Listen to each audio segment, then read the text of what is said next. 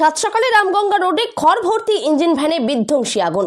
এবার দক্ষিণ চব্বিশ পরগনা জেলার ঢোলা রামগঙ্গা রোডের পঞ্চমের বাজার সংলগ্ন এলাকায় খড় ভর্তি ইঞ্জিন ভ্যান পুড়ে ছাই হলো। সূত্রে জানা যায়, ইঞ্জিন ভ্যানে রাস্তার ধারে থাকা খড় সাজিয়ে আনার সময় বিদ্যুতের তারে লেগে আগুন লেগে যায়।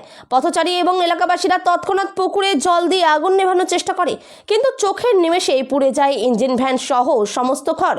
ইঞ্জিন ভ্যানের লোহার বডি ছাড়া আর কোনো অস্তিত্ব পড়ে থাকে না।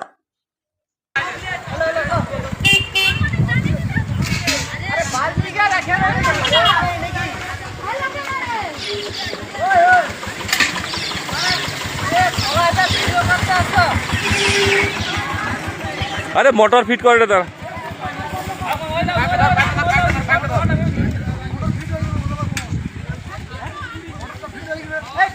मोटर फिट करे